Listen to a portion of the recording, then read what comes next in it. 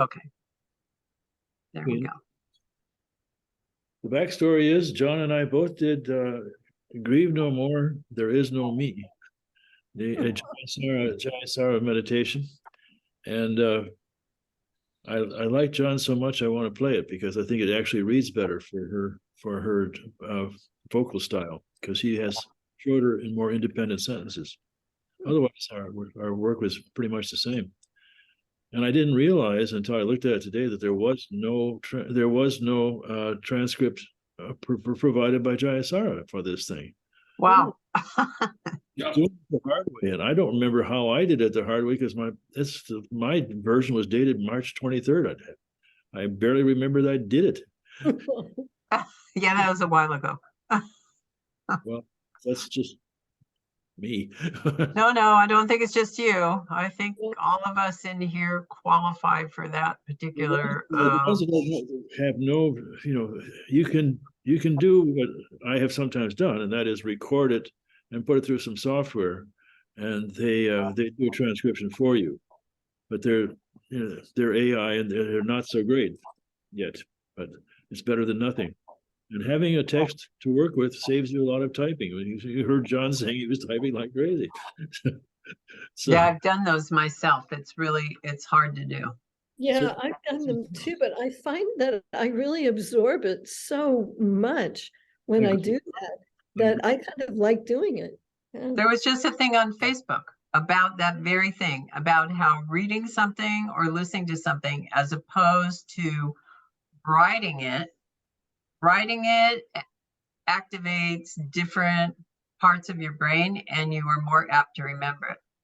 Yeah, well, John and I were both talking about how we enjoyed the process, but it is a slog. Yeah, well, studying anything is a slog, isn't it?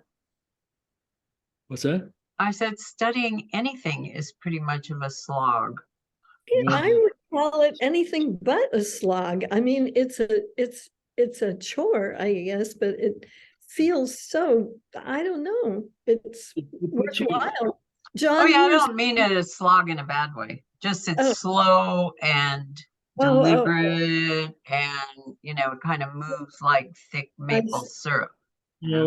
Dr. Johnson wrote the first English dictionary, and everybody knows his quote. They asked him when he defined lexicographer, it was a harmless drudge. Harmless drudge. And John, you were saying something a minute ago. I don't think we heard you.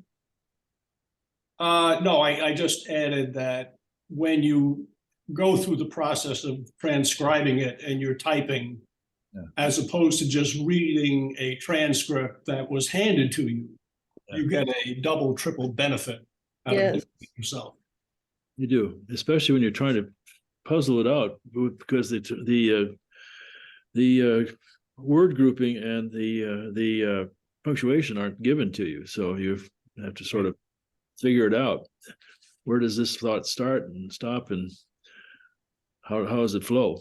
So yeah, your brain's activated much more when you do that. I mean, I know from when I was, typing notes from the books. I mean, yeah.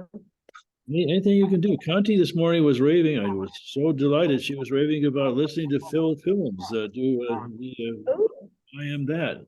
And when we first started talking about it, I did like half the book listening to it as I was driving my car. And I listened to it since. I mean, that's a whole other pleasurable experience when you get used to his voice, which is a good voice. It's a very gentle baritone with a good mic, a really good professional mic. And he does a good job. And he picks those excerpts very, very carefully. I think so too. Oh, John, I want to tell you, have you heard him say that he's read the book 10 times? No, I did not. Wow. Yeah. That's a lot of reading. It's a lot of reading, so I defer to him in a lot. He's really put in the time and the effort. That's like a biblical scholar. Yeah. Well, it is. I actually shared an office complex with a couple of biblical scholars once at the University of Illinois, and they were talking about how their problem was everything had been analyzed, especially in the New Testament, 100,000 times by other scholars. What could they possibly add to everybody else? Well, people still manage to be adding new interpretations of the I Ching and the Tao Te Ching and God knows what. So Things that are that revered and vague. vague, yes. That's why there's so many translations of the Bhagavad Gita too. By the way, I told Dan, but in case anybody gets a chance to watch the PBS History of the Ming Dynasty, so good. And they've got, I think next week, I can't remember what day it is, might be Sunday, the Qing Dynasty coming up. Mhm. So good. Did they do the Song Dynasty? Huh? Did they go as far back as the Song Dynasty? That's about 12th century. I don't know. As I said, I was listening from the other room, so I kind of need to watch it again. But I don't know. I kind of jumped in halfway through, but it was great. The Song Dynasty and the Tang Dynasty before it are most people's favorites. The Tong, that's the one with those great horses. Yep, that's right. Mhm. Lots of art, lots of beautiful art, lots of beautiful poetry. Yeah, lots of beautiful calligraphy. What year is that, those, Tong? So I think it's around 6th century, 6th, 7th century AD. Mhm. Nice. There's a Anyway. lot of stuff going on. Okay, let's play the meditation, and I will try to scroll John's manuscript here while we do it. Okay. Share Reed. share the sound. Optimize for video clip. Okay, where am I here? Good. There's that. I'll start it playing, and then I'll look for the actual text.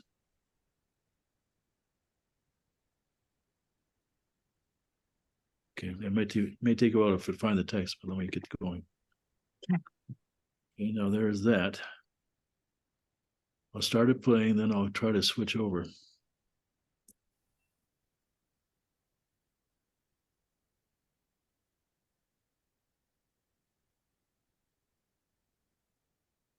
Have conviction that you are not your body, but only pure consciousness.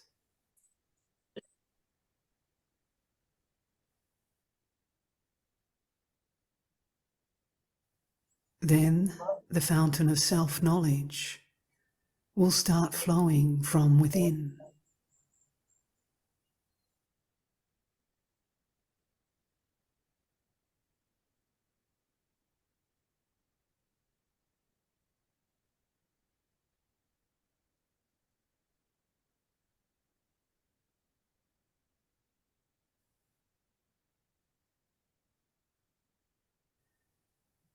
Think only about what you are really.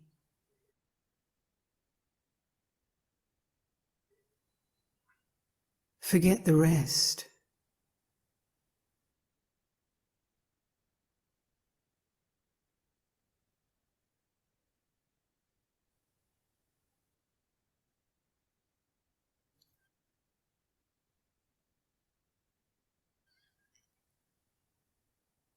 Think about how you came to know your existence and when.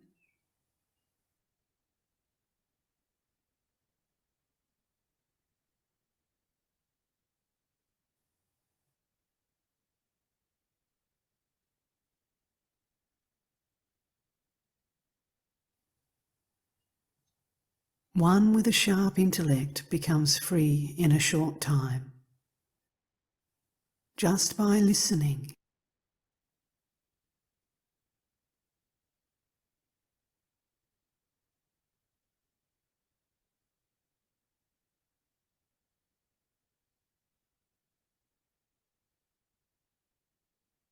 You have already read a lot and heard a lot. Now, get acquainted with the reader and listener, truly and everlastingly.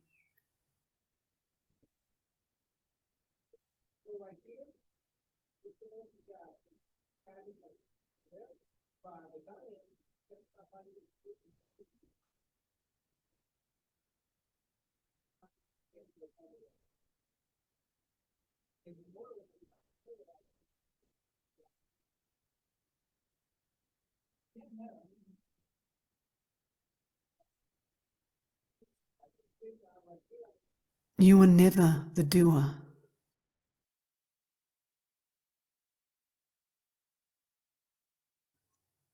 Things happen, and you just become instrumental to the happening of these events.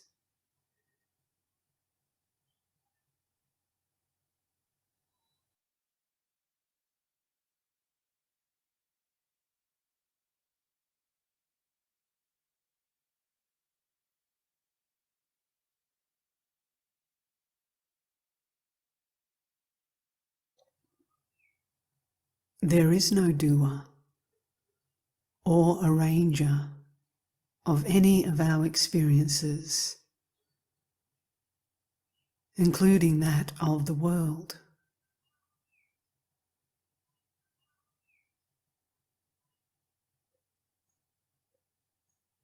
It is all a spontaneous happening.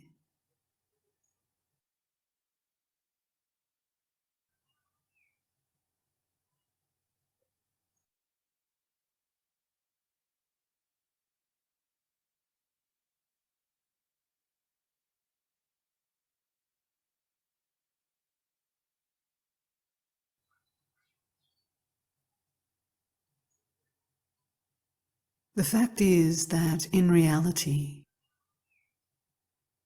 there is nothing.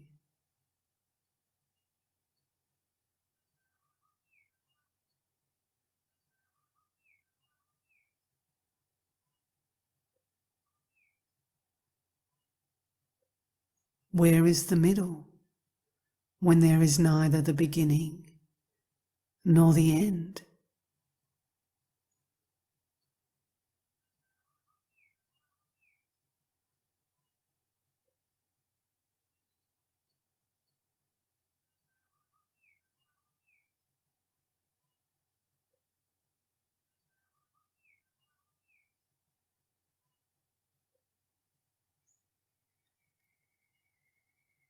Even then, people get busy with their practices as per their concepts.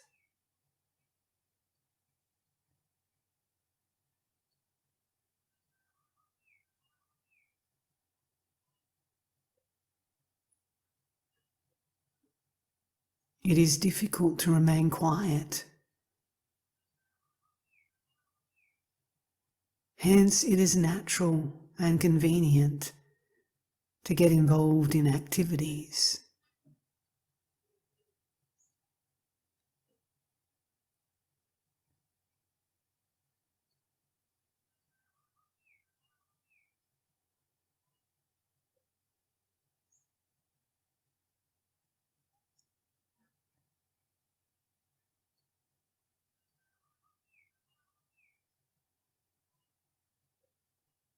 After listening to this, if someone really remembers only a few sentences, there will be no need for any more spirituality.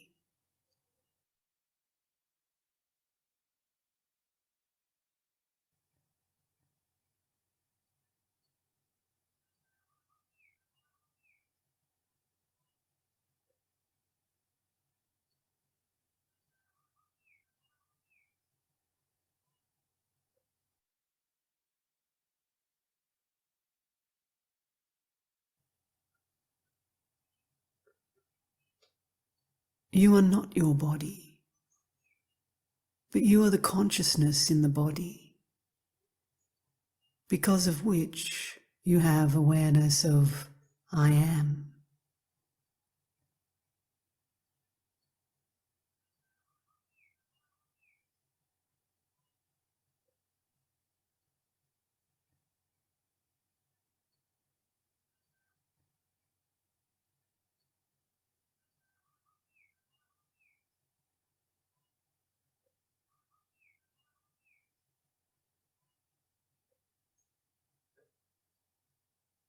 It is without words.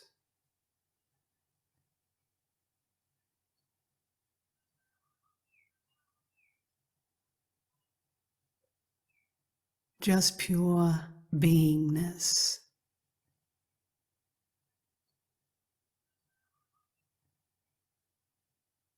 It has become the soul of the world.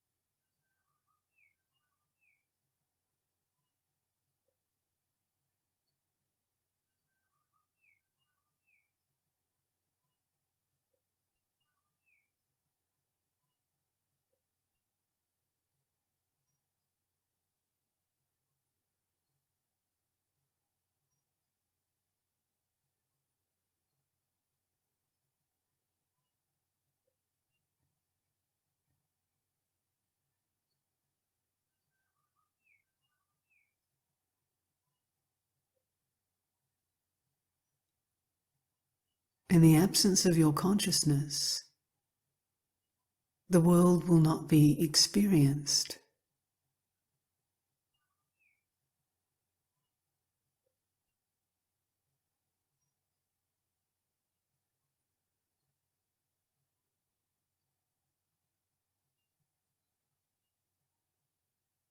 Hence, you are the consciousness.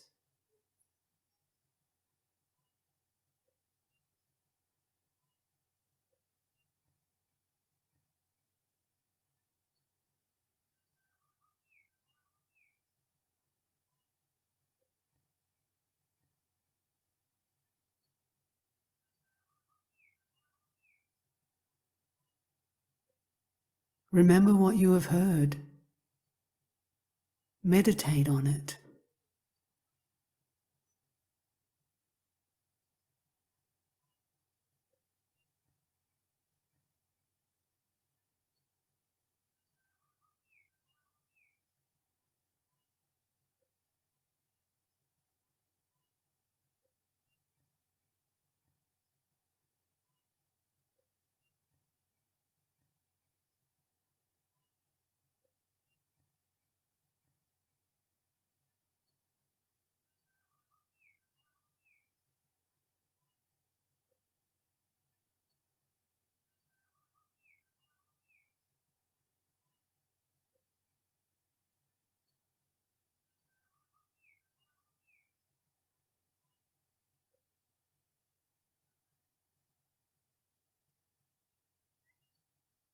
Meditation means you have to hold consciousness by itself.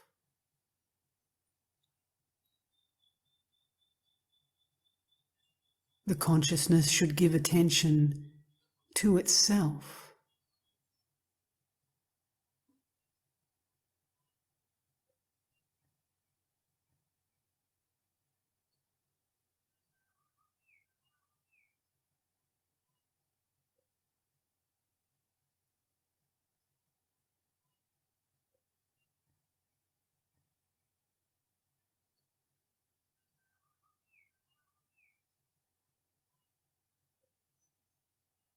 This consciousness is Ishvara, as there is no God other than this consciousness.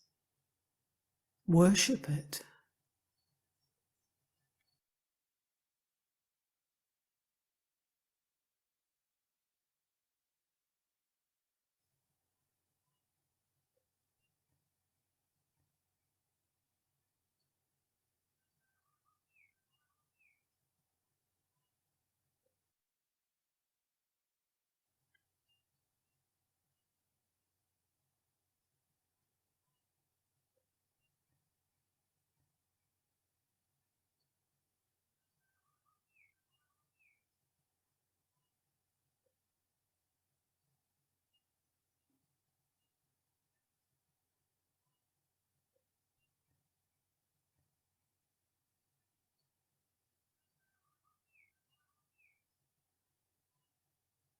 The self-love that has appeared in the body, that is Ishvara.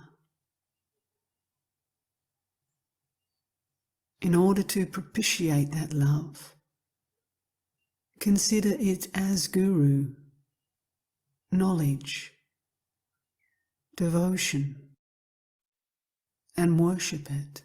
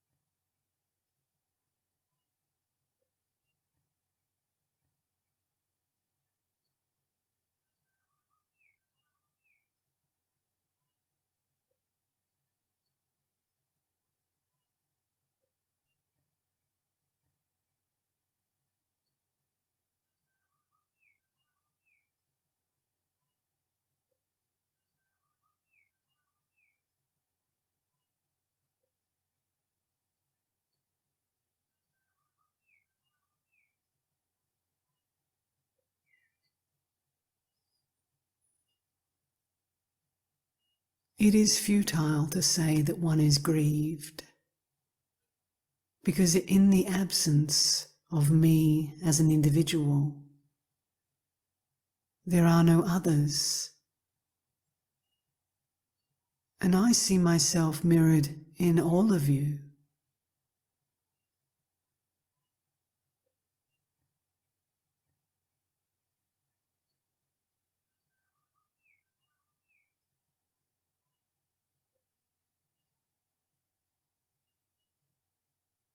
One goes through life year after year, enjoying the usual pleasures and suffering the usual pains, but never once seeing life in its true perspective.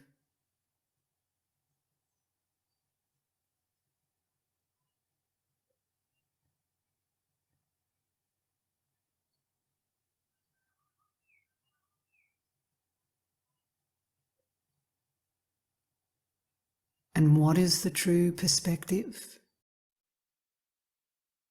It is this: there is no me, nor you.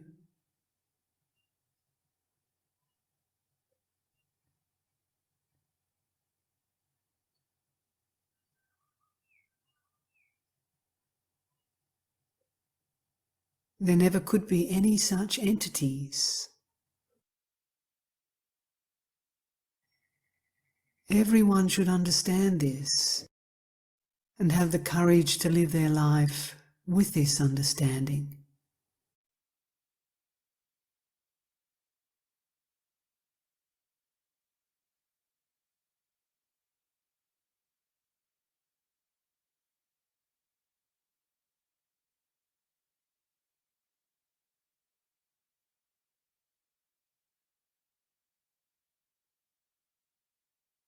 Do you have this courage, my friend? Or must you wallow in what you call your grief?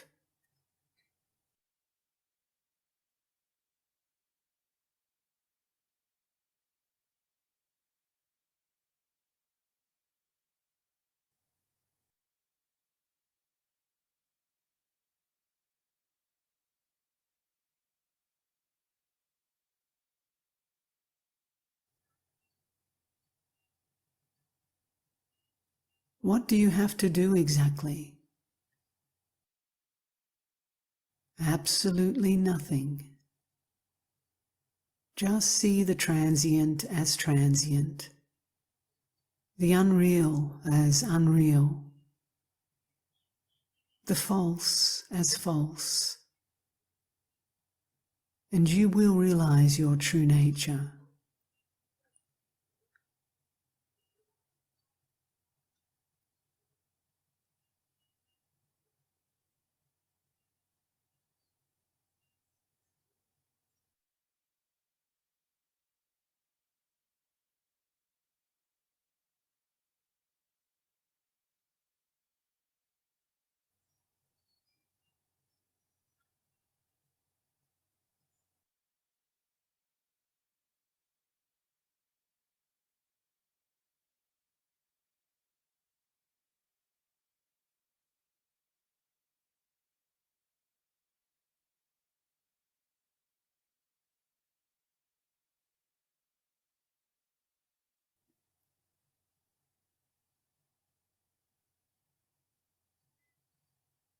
You have mentioned your grief. Have you ever looked at grief in the face and tried to understand what it really is?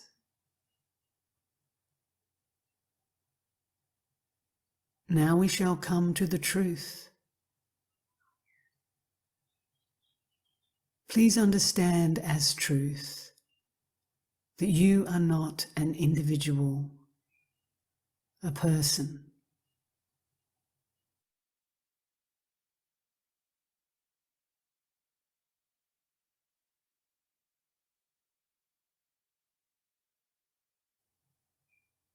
The person that one thinks one is only a product of imagination.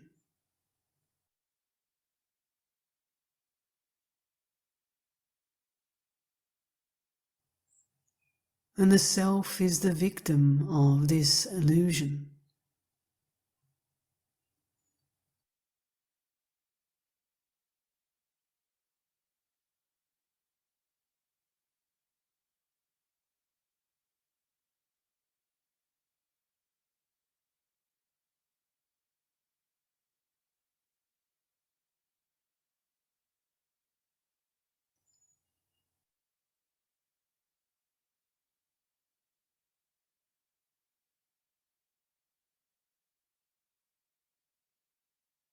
Person cannot exist in its own right. It is the self, consciousness, that mistakenly believes that there is a person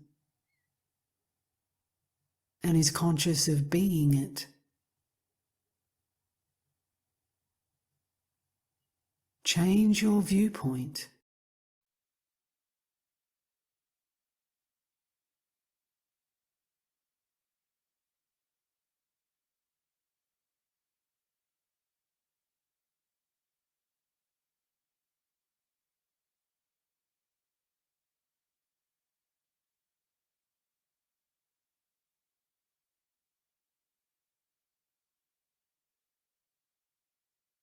Don't look at the world as something outside of yourself.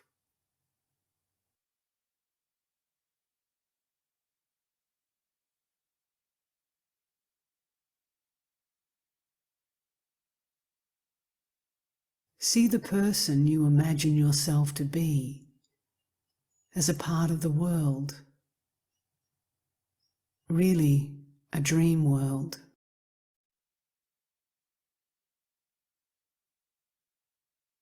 Which you perceive as an appearance in your consciousness.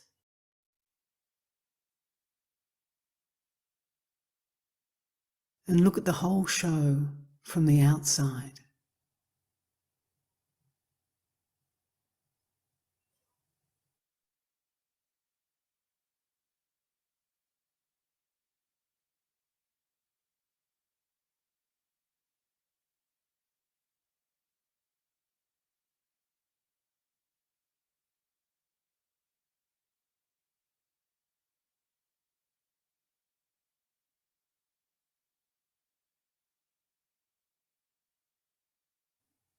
Remember, you are not the mind, which is nothing but the content of consciousness.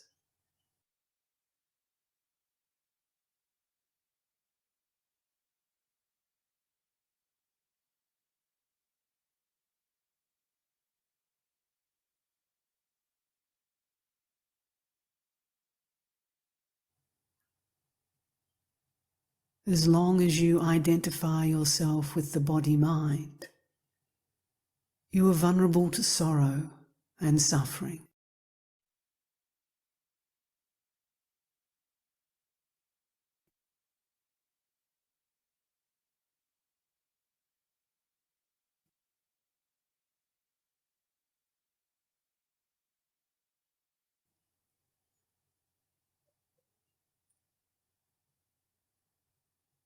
Outside the mind, there is just being.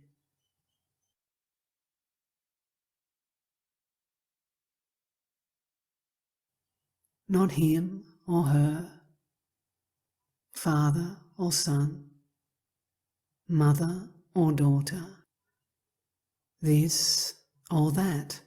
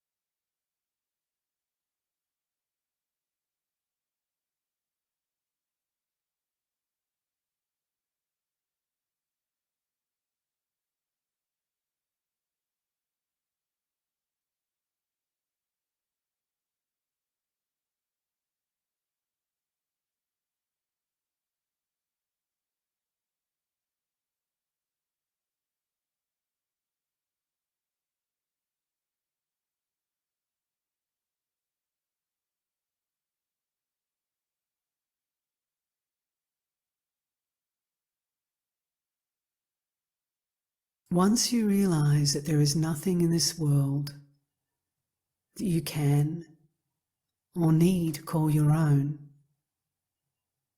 you will look at it from the outside, as you look at a play on the stage or a movie on the screen, admiring and enjoying, perhaps suffering, but deep down, quite unmoved.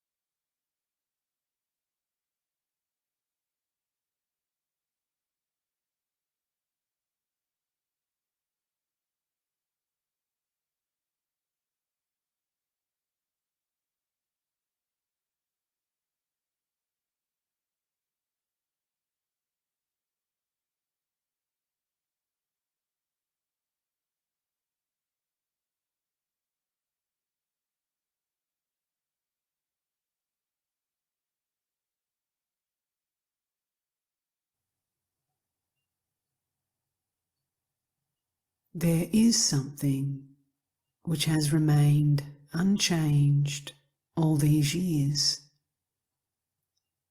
while everything else has been changing.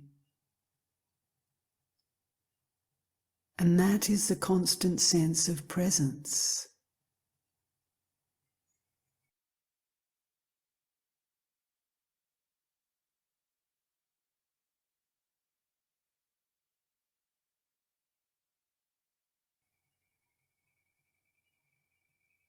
The sense that you exist.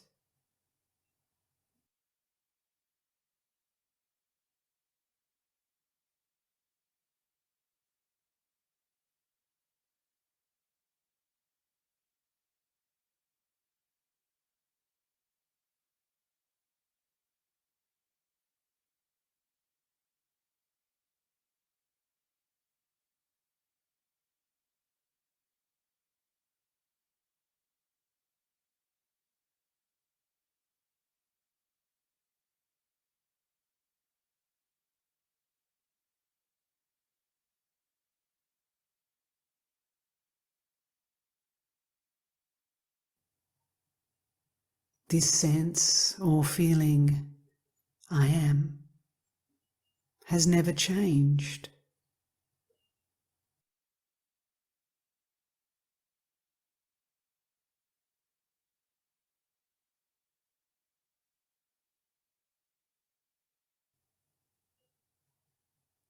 This is your constant image.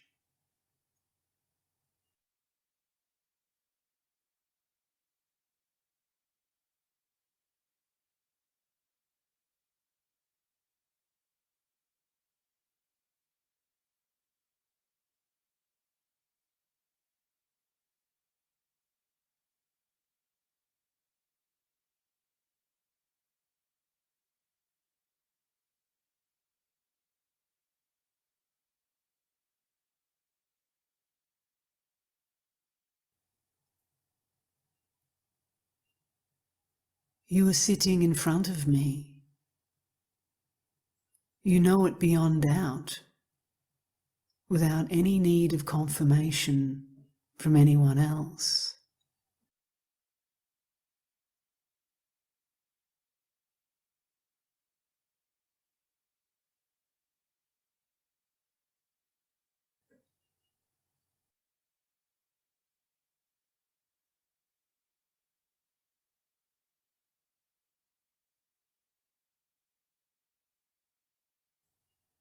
Similarly, you know that you are, that you exist.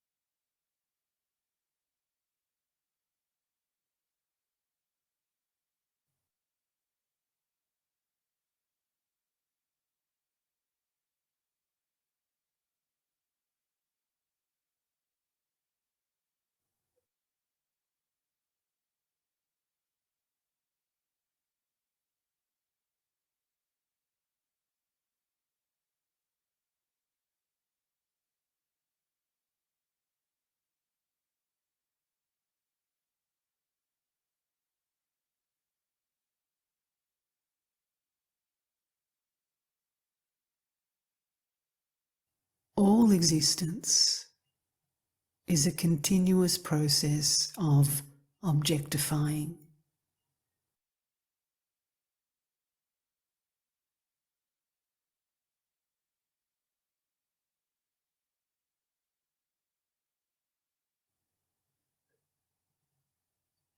We only exist as one another's objects, and as such, only in the consciousness that cognizes us.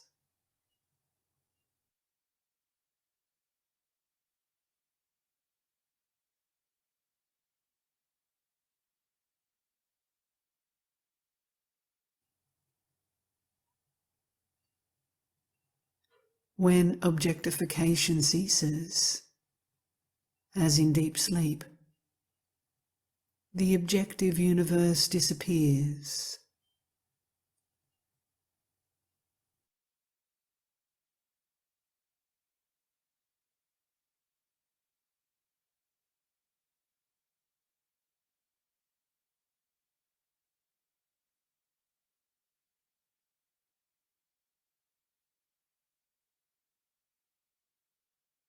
So long as one imagines oneself as a separate entity, a person, one cannot see the total picture of the impersonal reality.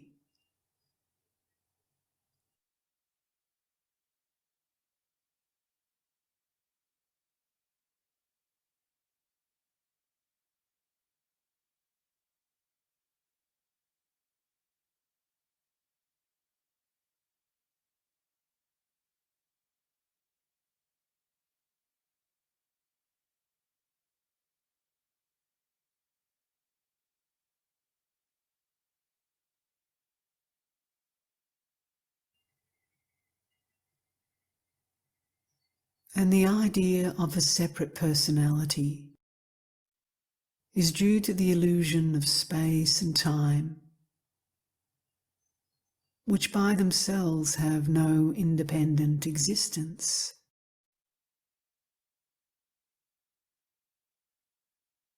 For they are only instruments,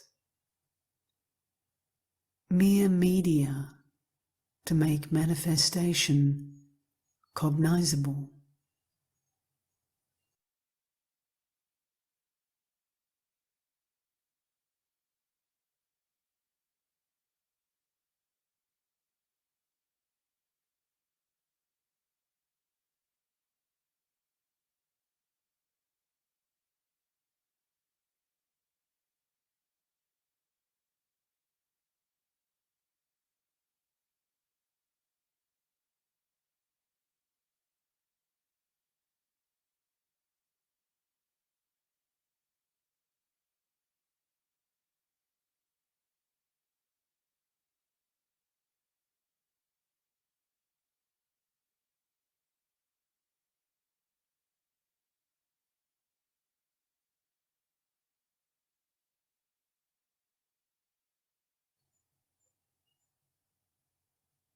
You are beyond time and space, in contact with them only at the point of now and here. But otherwise, timeless.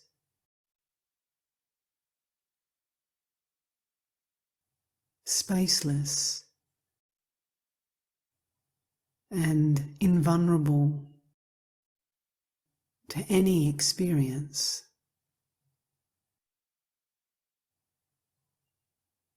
Understand this and grieve no more.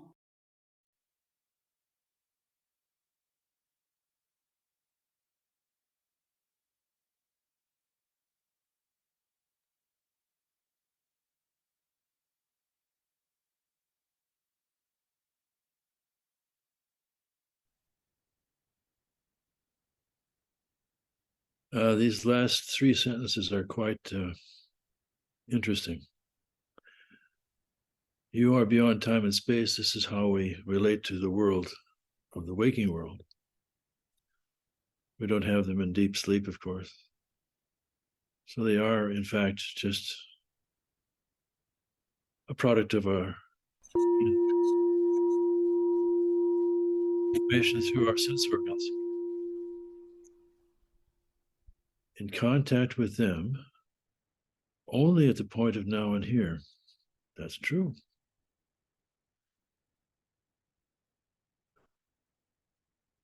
But otherwise, timeless, spaceless, and invulnerable to any experience. Understand this and grieve no more. The background of this, backstory of this meditation is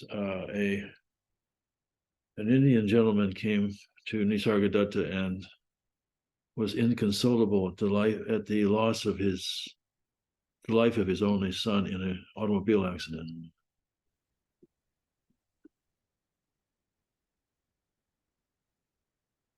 And Nisargadatta thought about this for a very long time, and then he came up with the thoughts that he's expressed here, and some more that aren't here. The original source is a book called Pointers from Nisargadatta by Ramesh Balsekar. As you probably remember, Nisargadatta lived and had his home and business in Mumbai, formerly Bombay. And Mumbai is the Los Angeles and New York and Chicago of India. It is everything except the national capital. It is the business center. It is the greatest harbor. It is the port to the world. And it's also, because it's such a business center, it's also the banking center of India. And Ramesh Balsekar was, in fact, the president of the Bank of India, no less.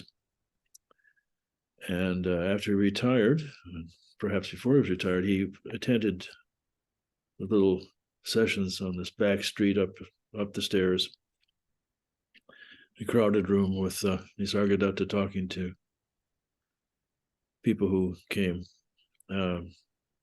mostly foreigners in the morning and mostly Indians at night, in the evening, after their work.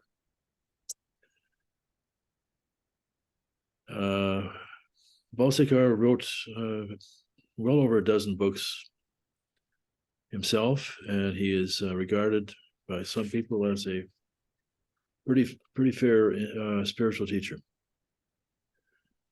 But anyway, this is the story of this. So that's what he's talking about. I mean, this, he said in the body of this meditation, if you just really remember, and keep in mind one or two sentences from this meditation, you can be done with spiritual seeking. It's all you need. And I think these last three sentences are 3 or 4, 5, would be great to remember and keep in mind, although they are contrary to our conditioning. But that's the whole point of mystical experiences, experiencing the world from outside of our habitual conditioning and beyond the distortions of the mind and the limitations of sense experience. So let's go back a little bit in the text and see what we find. I have a question. Please, I'd be delighted. Yeah. How did it land for everyone to come across the word worship? Yeah, that's where the term Ishvara came in, right? Mm-hmm. That's, I'm sure I'll have to explain that. Ishvara is not the, remember he says elsewhere there is no God, but then he says, as there is no God other than conscious worship it. Ishvara is, in the popular Hinduism, one of the ways they talk about a God with a personality and not absolute. So this is most, now listen, don't think that all of India is full of Advaita Vedantins running around being non-dualists. They aren't. Most of them are absolute dualists and devotees of one God or another, including the Muslims, which are one of the greatest Muslim populations in the world. I think maybe only second to Indonesia. Anyway, so this is spoken to an Indian gentleman in the evening class when he's surrounded by people who go home and do their rituals. And even Nisargadatta did the rituals for the sake of his family, one, and two, because his guru told him to do it. But his belief system was that there is no personal God at all. There is an absolute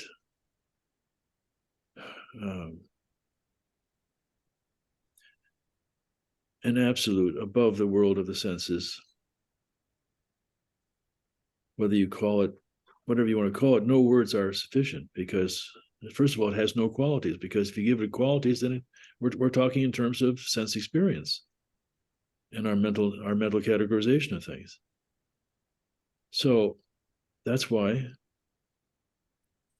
they always say that, the experience of the infinite, if you want to call it something like that, is beyond words. I actually came across, in looking for this today, I came across a quote by W.H. Auden. Does anybody remember who he is? I'm sure Maria does, for sure. Oh, I do. Of course. British poet, among some four or so that were prominent out of Oxford in his day. He was the most famous of them all. What is this quote?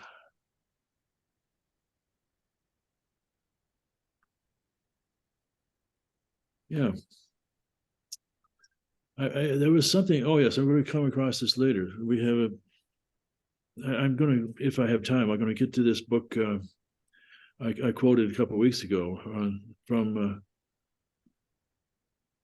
what's his name?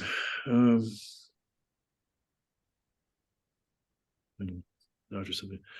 He wrote a book on, what's it called? How enlightenment changes your brain. Mm.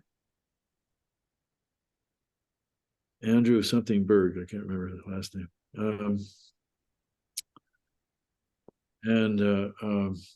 He quotes, I think it's from William James lectures in 1902 or 1903 on the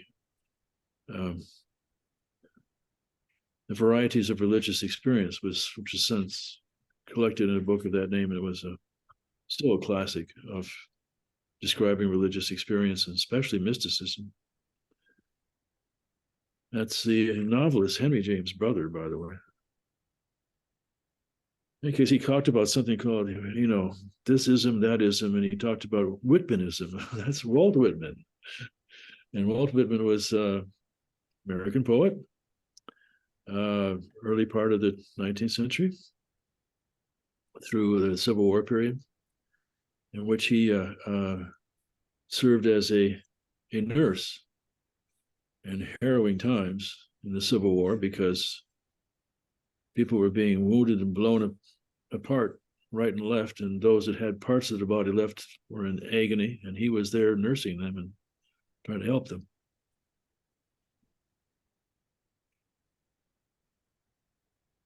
So I looked that up and I thought, what was his mystical experience? So I put in Walt Whitman. I put in Whitmanism because that's what the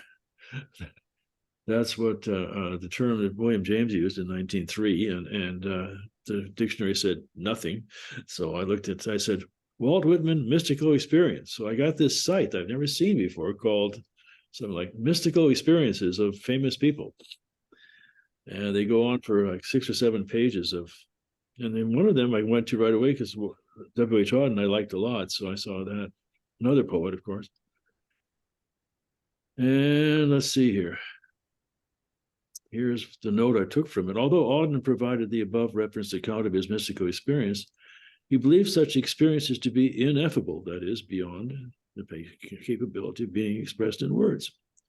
I like the way he put it, Auden, because he certainly had a way with words, did W.H.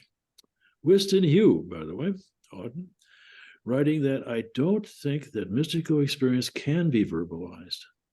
And here's the killer. When the ego disappears, so does the power over language. Mm. Isn't that fascinating? Anyway. Oh, that's the idea about worship. If we know that he's talking to an Indian gentleman of his era, and he says, I know you worship God, and that's important to you. But the real God is consciousness. If you want to put something in that place, don't think of it as, 4 arms and 4 faces and things like that. By the way, why do they do 4 arms and 4 faces or 10 arms and that sort of thing? They did it because my wife calls. Not because my wife calls, but hi, hon. I'm teaching here. How are you doing? I'm just pulling into Johnny's now. Okay. So let me know when you need to be picked up. Yeah, I was wondering if you could stop the meditation. Could you leave the meditation and catch up with it or something? I don't know. Yeah, you need to ride. Well, you may need to ride home. Huh? We got 2 cars. Yes. I'm going to talk to Johnny, find out if he's done, and then if he's not, I'll just come back later when he's done. Okay, let me know then. Does she know we can hear her? It's all right. Yeah. No, it's okay. I don't mind for us. I don't mind. She's fine. They're all listening here. But anyway, so I can just give me a call, and when you need me, and we'll adapt to it. I'm here to help. Okay. Bye for now. Where was I? I was making some sort of point. Oh yeah, Ishvara. So this guy wants to relate to things higher than himself as worshiping a god, and he says, consider it. What is that? Not Ishvara, but consciousness, awareness, consciousness. Well, there's a difference between consciousness and awareness in Nisargadatta's thought. Awareness is the basis of all conscious experience, and underneath it, because it's when you have superconscious experience, you still have awareness of it. But consider it as your guru, knowledge, devotion, and worship that. So he's trying to take him out of that, and it's futile to say you're grieved because in the absence of me, there are no others. I see myself mirrored in all of you. I mean, there's so much to think about in all this. We could study this little 36-minute meditation for a long, long time. So Maria, how did that word strike you since you asked the question, and now that you've had the explanation for what Nisargadatta was aiming for here. Well, when I heard it, it stopped me. It was like, wait a minute, why are we talking about worshiping when we're looking at a non-dual perspective? However, your explanation, Dan, of what's going on in this text in the moment it occurred really helps. And then what I watch is, so I allowed my mind to stop me and puzzle on that, like it got a nugget and it started chewing the nugget, which is, it took me out of the state that I had been in up until that word. And there's a lesson there. So don't know if I answered your question, Nadine, but No, you did. You did. You answered my question. So appreciate your perspective, Dan. Yeah, putting it in context really helps. Yeah. It's a fairly obscure word for Westerners to know. It occurs in the Yoga Sutras. And that's one of the ways you can make progress in yoga, philosophical yoga, is they say Ishvara, the sutra is Ishvara Pranidabad Va. That is, or another means of advancing spiritually in yoga philosophy is to worship Ishvara as a personal God, some sort of personal God, and do that. But yoga is not a non-dual system. Yoga is a dualistic system, even the philosophical yoga. Mm-hmm. So the non-dualist systems came out of Vedanta, the end of the Vedas, or the Upanishads, way back 7th, 8th, 10th century BCE, and was taken up when Buddhism came north. I was just explaining this to Nadine yesterday. Southern Buddhism was largely dualistic too, although they didn't have any gods per se. So their idea of gods were fairly limited. And the idea, that was the old view, that if you had good karma and you'd done so many Vedic sacrifices and some things, that's how you get karma. Karma really meant doing a Vedic sacrifice to start with. Then you would be reborn above this earth and live for so many years, maybe hundreds of years, thousands of years, whatever, in a better life as one of the gods. But those lives were always finite, because the mukti kshetra, the field from which liberation grows, is the human birth. So they would have to be returned, even after having been a god for hundreds of millions of years. Even Indra, the king of the gods, would have to return after hundreds of millions of years and live a human being in order to get free from that process of birth and death. Of course, that's all mythological, but I mean, they have some wonderful myths. I mean, there's one from the one of the Puranas. I think it's the Agni Purana, the one to fire, and it's called the Parade of the Ants. And Indra, the king of the gods, is in his palace with all the other gods. He's, the preeminent Vedic god, because he's the god of thunder and rain. And if you live outdoors, as herdsmen do, and you need to eat, rain is absolutely necessary. And so he was glorying in it, and there was a Vedic sage, a human sage, who came wandering through his kingdom, and he had just a loincloth on or something like that. And Indra said, "Who are you?" "I'm a sage. I'm looking for liberation. I'm doing my best." He said, "Well, I'm Indra. There's nothing greater than me. What would you want beyond, succeeding me someday, or or being like me, or as close to me as you can be?" And the sage said, "Okay, you see that? Look over there, among all this finery and all your disciples and all your followers and so on. You see see that ant crawling across the floor? And Andrew said, yeah, what of it? Somebody step on it. So somebody stepped on it, get rid of it. And a whole phalanx of a river of ants followed, all marching in order right through the room, as far as the eye could see. And Indra said to Sage, I know you're responsible for this, but what is this for what you're trying to tell me? And the sage said, these are all former Indras. That's great. Oh, that's good. These are all former Indras. I love it. Oh, God.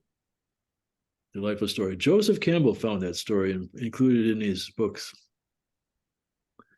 It's a nice one. I miss him. Yeah. So how are we doing for time? 10 after 3. I was interested here. I mean, just this first, another thing, these first 2 sentences: have conviction that you are not your body, but only pure consciousness. Then the fountain of self-knowledge will start flowing from within. How encouraging is that? Right. Just lovely. Yeah, if only. Think only how much you are really, forget the rest. Think about how you come to know your existence and when. One with a sharp intellect becomes free in a short time, just by listening. Well, that's refers back to the Yoga Sutras. If Tivra Sanviganam is the sutra, if you're really intense, you get liberated quickly. The rest have to go more slowly. But free, again, free from the cycle of birth and death. How? Just by listening. Remember, I told you, the usual thing is you have to listen. You're lucky enough to be born into a lifetime in which you do hear these kinds of truth. And then second step is to ponder them, make sure you understand them. That's thinking them over. But this, some are so close to ripeness that they fall off the vine just by listening and hearing it. One word, boom, they're gone. So nice. So nice. And then but most of us have to do listening, figuring it out, and then meditating on it and incorporating it. I mean, contemplation to the point of samadhi, where the world stops and you're just holding that truth in your mind or in your consciousness, I'll put it that way, and letting the mind rest and appearing to your super consciousness. You've already read a lot and heard a lot. Now get acquainted with the reader and the listener. What I find very interesting here is that when you know the background story, the flow of this picks up a very different flavor. And throughout this first part, he's laying out, I think, the groundwork on how you can escape grief or how you can deal with grief. Exactly. And before you and I corresponded, I guess it was yesterday, and you hinted at the background story, I had gone to GPT chat and requested a 500-word essay on what this meditation was all about. Good idea. And it right away came back. And I'm amazed at how this whole thing works, because it's about 10 seconds and you get a 500-word essay that hits it on the head. Samaneri Jayasara's Grieve No More is a guided meditation designed to help individuals who are experiencing grief or loss. This meditation is a powerful tool that can assist individuals in navigating the emotional turmoil that accompanies grief. And it goes on from there. Oh, nice. But, yeah, it just helps put it in perspective. And then when you read this again, the different elements come together in a very meaningful way, a very emotional way. It's very good at summarizing in very nicely written English. Yeah. Oops, I lost something there. Okay. Okay. Yes. Anyway, yeah, it is good. I hadn't thought about doing that for this one, but that's good for you for doing it. Oh, I had it earlier. In fact, I think I got something of my Ishra quotes from GPT chat. He's just faster than going to my books. Yeah. For sure. Hello, here we are. Well, I knew Ishra for 50 years. Of course you did, but it's interesting to see what they have to say about it. Yeah, sure. Yeah, I mean, it comes back with such good, fluent explanations of things. But I mean, there are noticeable shallownesses in it when you use it enough. Not with what John found. What John found was great. What I found this morning was pretty good too. But and there are mistakes too. But when it's good, it is kind of astonishing. I'm working with ChatGPT, asking it to collaborate with me. I'm writing a play, and I've asked it to take the character of a computer in the play.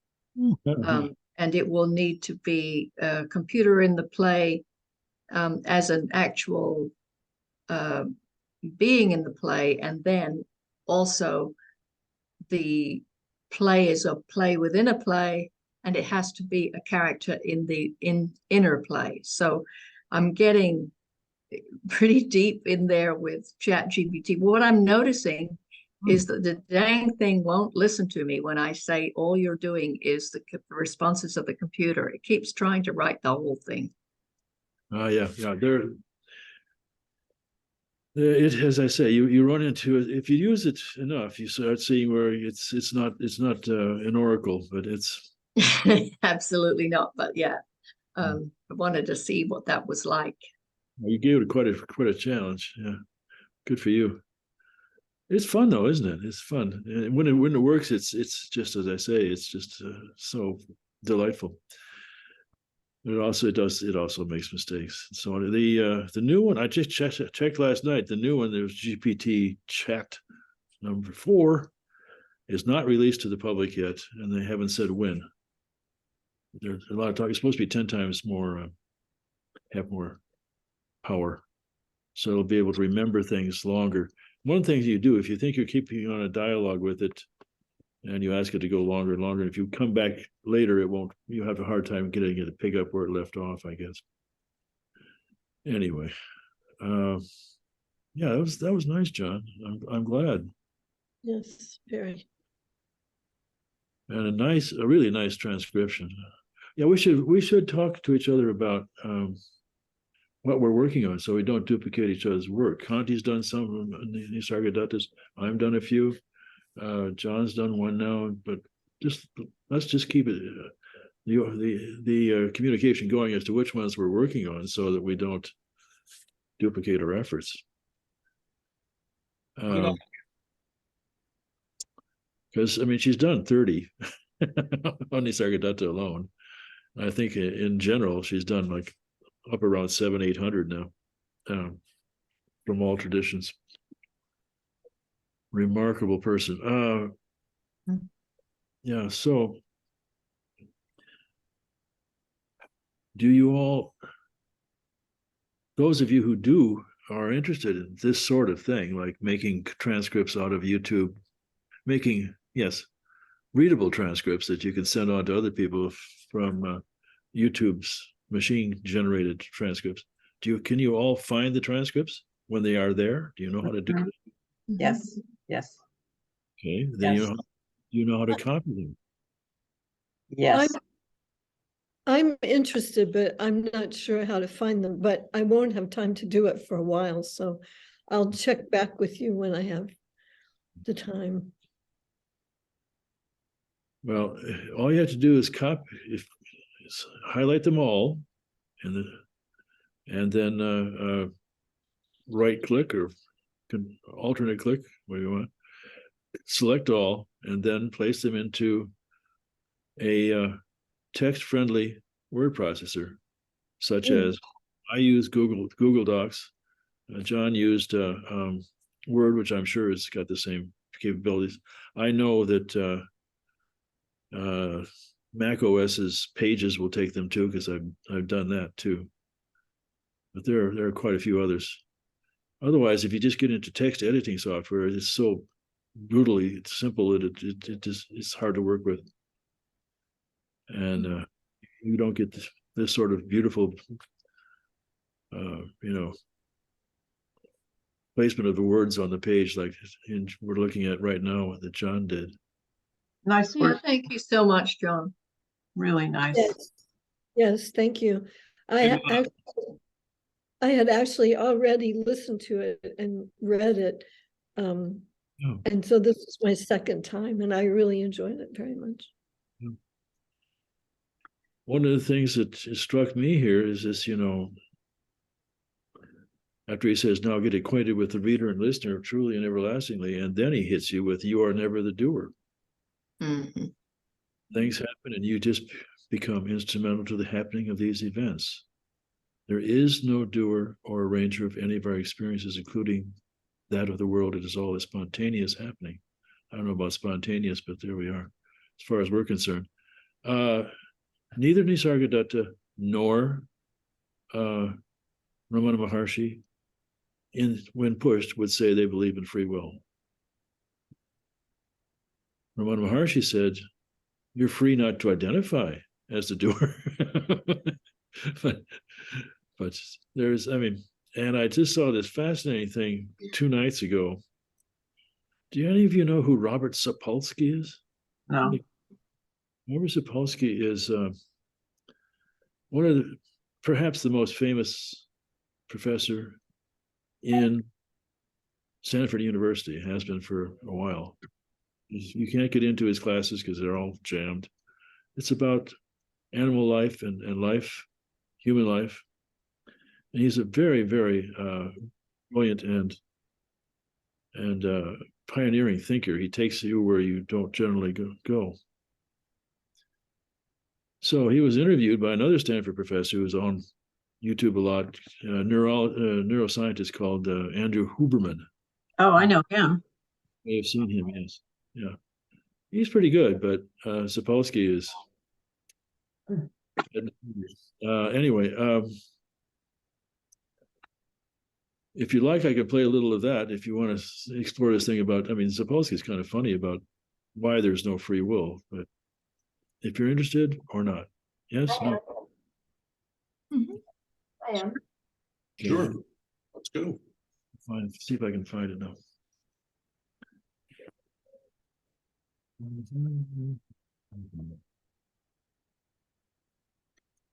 Stop the share for a moment. I'll come back.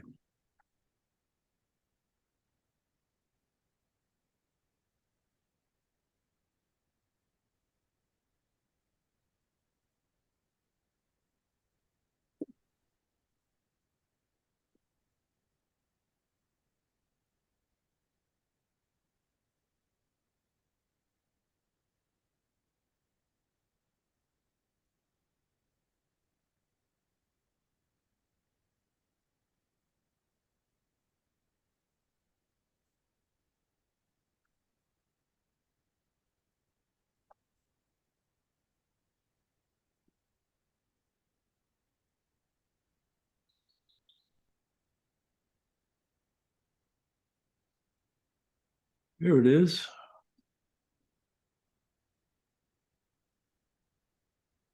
I'm going to share my screen again now.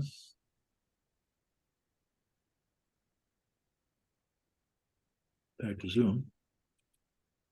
Share the screen.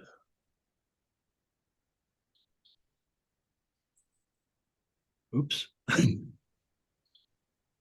I may have to just play it and leave. Wife calling. Yeah. Hi, Conti. Hi, dear. Hi, where are you? What's up? Yeah, I'm just coming home now. I don't know what you want to do. Do you want to come and pick up the car now? You mean with you? You'll drive me back. Yeah. Yeah. Where are you now? Where are you physically? I'm in Johnny's now. We've just sorted out Okay. how much he was talking with another client, and they were discussing and discussing and discussing. Yeah, and- okay, I got it. So give me a call when you hit the gate, and I'll come down and I'll join you in the circle. Okay. Have you got the guys set up for doing it on their own or something? I will by the time you get here.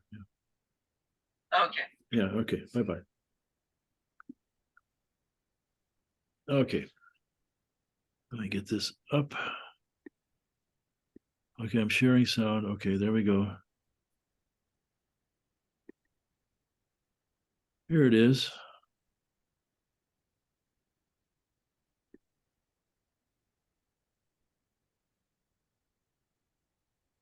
Along the lines of choice, I'd like to shift gears slightly and talk about free will, about our ability to make choices at all.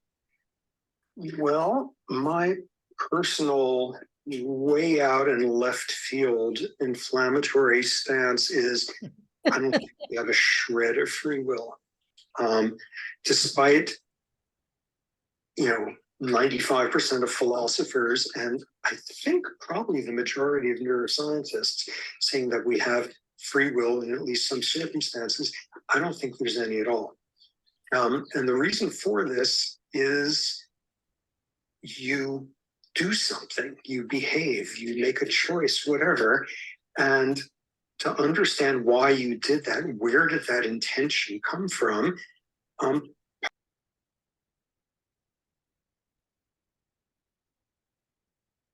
What happened?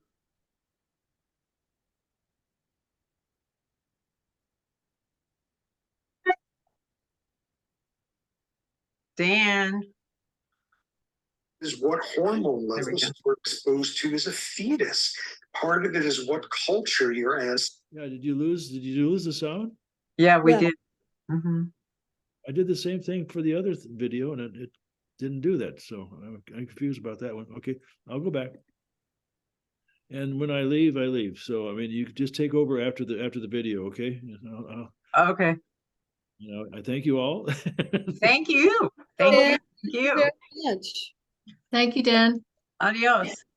2 cheers for John. Be sure and carry John Yes. around on your shoulders when you leave. Yes, and John, yes. Right. Okay.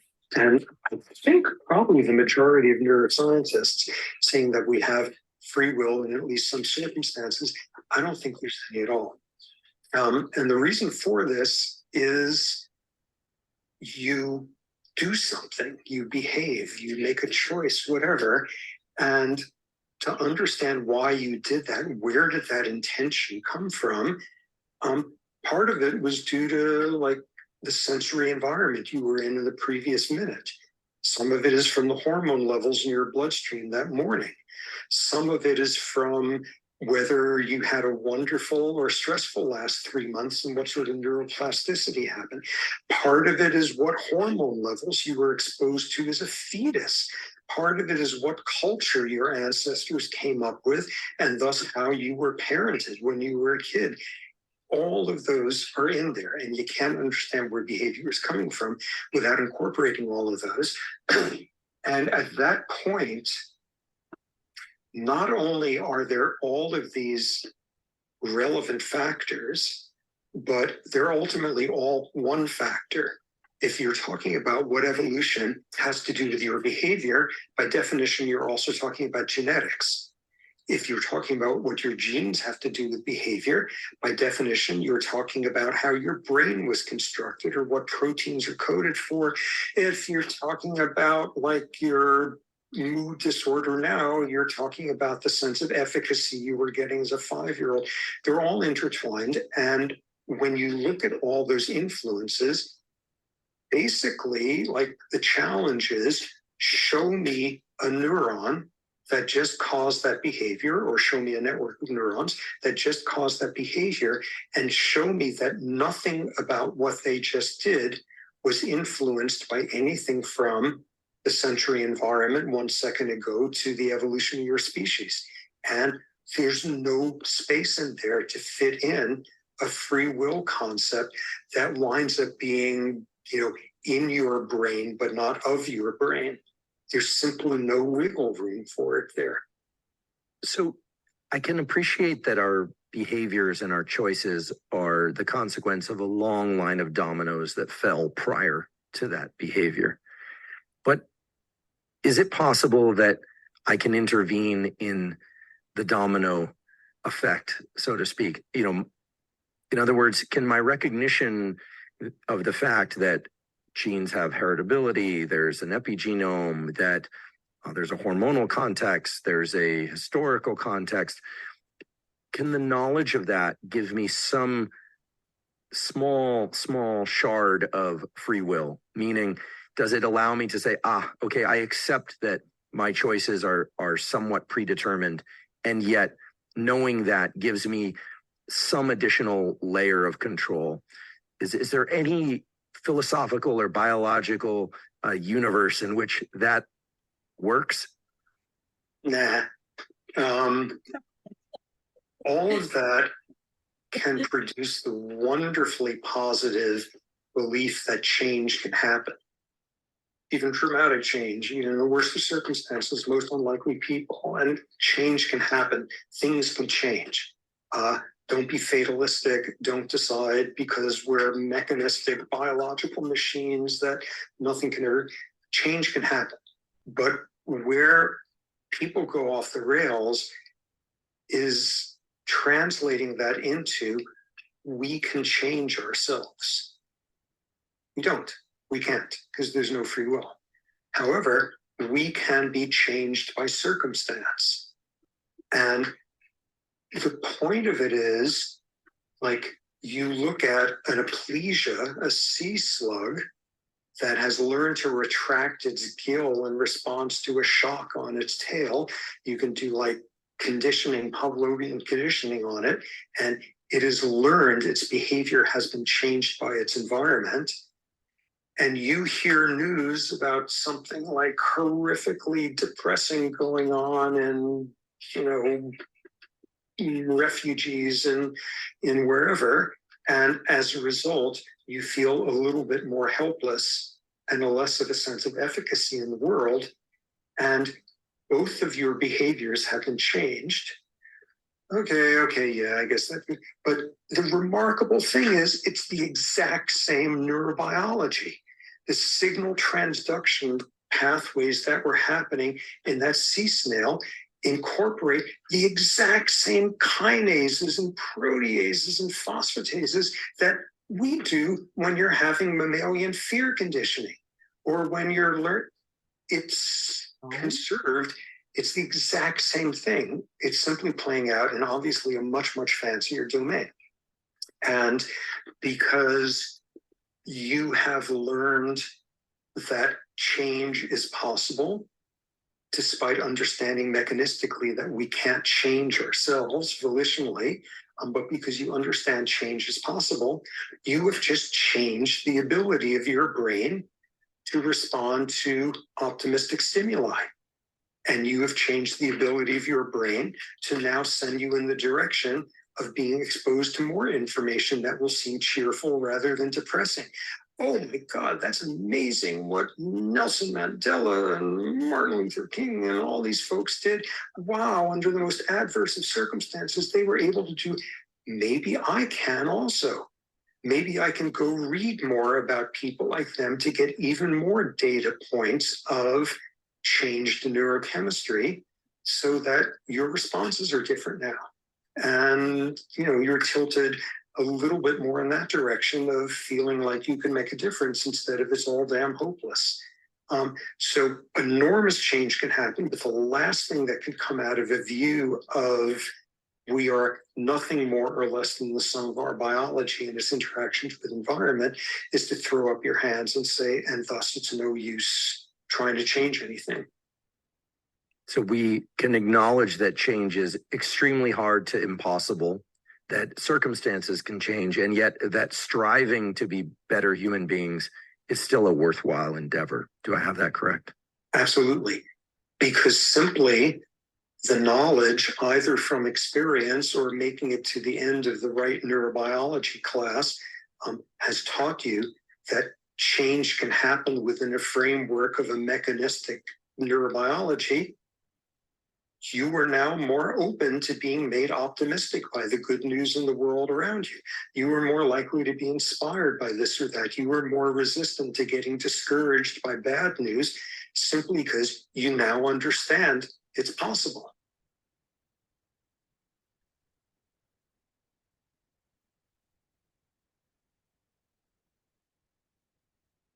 Is that it? I'm gonna stop this. Oh, you're still here. She hasn't called me yet, so. Oh, okay. Yeah, this is what I call it. Hi.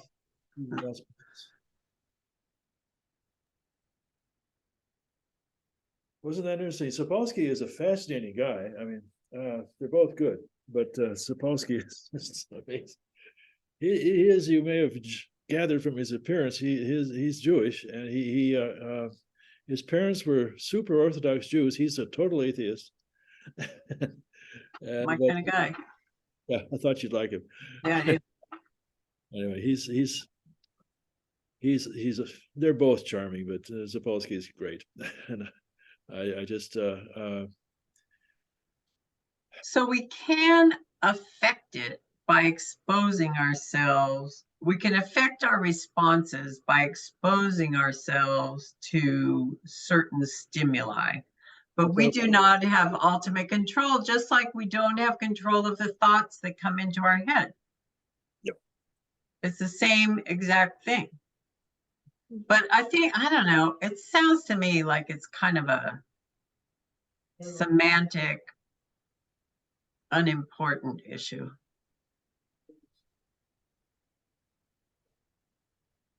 No, I think it is important that one can make some changes within one's biological makeup by choosing examples that more closely resemble what you really want to do in life. I don't think it changes us significantly, but I think that's what the point that he made is that it changes you to some degree within the limits of who you are. Right. And I mean, it's like, we know that meditation and various things change our neural pathways. It changes our brain's plasticity, right? So we can affect that. We just don't have total control. So to me, this whole discussion about free will is, I don't know, it seems kind of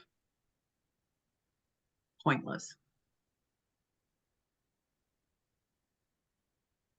Now, who am I to argue with a Stanford professor? But, that's just how I feel about it.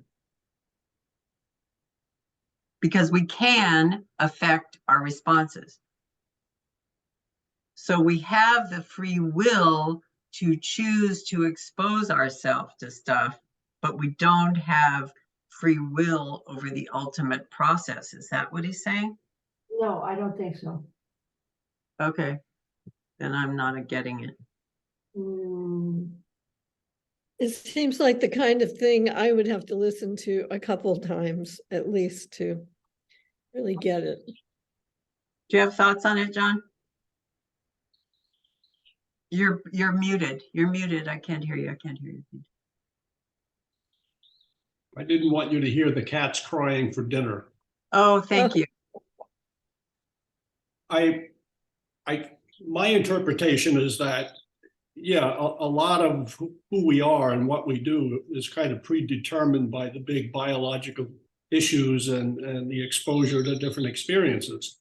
But there is still, I think, a considerable amount of fine tuning we can do to change our behavior or to change some circumstances where you put yourself in a position where you can make better decisions. Part of which I think is, relevant here is meditation. When I'm engaging in it, as I am currently, my life is very different from where it was normally. I'm beset by what they call generalized anxiety. And I've been to therapists over the years for various reasons. And it's weird because it enabled me to do a lot of the things that I've accomplished in life, having this problem. It sets you up in such a way that you've learned how to handle anxiety. So you can do things that produce anxiety, like being a leader, like running companies, like, in my current environment, I'm dealing with managing security for the community and the water company business and all of that. It's all the kind of thing that I engage in because I can do it, and having any increased level of worry doesn't mean much to me. Because you've learned how to manage it. Yeah, exactly. But on the other hand, what I'm finding is that when I'm in a state of meditation, and when I engage in that, as I am now more frequently, there's a richness I can bring to my life that I don't have under other circumstances. And I believe it makes more efficient use of my time because it's a settling influence.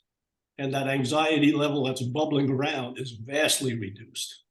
So you are corralling all of these genetic, ancestral, biological responses that Sapolsky was talking about by exposing yourself to this methodology. Yes, I think that's accurate. So do you feel like you have any free will? Well, in small ways. I mean, I agree that, a lot of where I am, is not going to change in any grandiose way.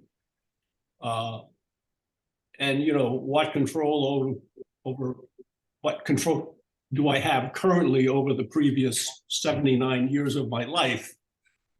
Nada. But even if I could turn the clock back, I'm not sure that what I would have done would have been remarkably different from what I actually did. It's just there, Right, but if you chose now, say, you decide, okay, I'm fed up with this. I'm going to go buy a new boat and I'm going to sail around, the planet and spend my, next 10 years meditating on the sea. You could make that choice. That's I mean, a I understand. desirable scene you're giving me. I can understand that there are a lot of details and organizational factors and whatnot that would have to go into that. But you do have the ability to make that choice if you wanted to. And yes, it would be the result of everything that came before it. But I don't know. The whole thing just seems. I think Sapolsky does not deny that you don't have choices, but he tells you that it is within the limits of who you are physically. How, what were you given? Your brain, your temperament, etc., etc., etc. So you make some choices within that limited realm that you're in. You're never going to be Einstein. You're never going to be, Callas singing. You don't have those innate abilities. But within what you have free will. But what he's really saying is it is so little that you have really control over. Right. But right. I agree with you that that's what he's saying. I mean, I am never going to be a stand-up comedian. I could decide I wanted to be, but it ain't going to happen. I'm not going to be that. And I'm not going to be an astronaut or, any number of things that are not within my given, genetic composition. Right. And as we go through time, your leverage over this stuff diminishes. I mean, the proposal you were making, Nadine, about, getting on a boat and going out. Well, I've lived a good bit of my life in that preoccupation, doing that kind of thing. And what I now know is there's no way I could handle the physical requirements of this anymore. It's just totally out of the question. So I think as we go through life and we arrive to where most of us are now, it's a little bit like trying to maneuver the Queen Mary. You know, we may be able to change the course a little tiny bit, but we're not, it's not going to be a massive adjustment. No, and I myself, I mean, I have spent years and decades and years, and Heidi can attest to this, trying to change myself with very little success, except in tiny, teeny, itsy bitsy little ways. I think that's a very true life experience. I think there's nothing unusual about that. No, I think it's typical. I think it's more typical. Then you agree with Sapolsky that No, I don't. I don't. I kind of agree with him, but I think it's a whole lot of to do over nothing. Who cares? I mean, it's like you can't because when people say you don't have free will, I mean, there are people who would tell you who have accomplished things that they could never have dreamed they could accomplish, who have accomplished amazing, unbelievable things. I mean, I think there's an astronaut now who is a Latina who, you know, grew up somewhere with, you know, no electricity or water or whatever, and now she's going to the moon, you know. Is that all? I think there's a disconnect between free will and predetermined business. There's something in there. I don't know. The whole discussion seems kind of the circumstances that the person was born in versus the innate abilities or qualities of a person. You could be born in a village in Mexico, but be a super bright, ambitious person. That's just who you are. And until you get out of that environment, then you flourish. But you were that person even in that village that you lived in. So yeah, we know somebody like that, Marty Mercado, right? Oh, okay. Yeah, she grew up somewhere in Mexico, walked to the United States, and became Governor Brown's appointee to oversee all of the waterways in the state of California. Okay, so you need to distinguish between those two things. Yeah, no, I see your point. And who you are, what you are given. Okay. So I can stop trying to be a stand-up comedian is what you're telling me.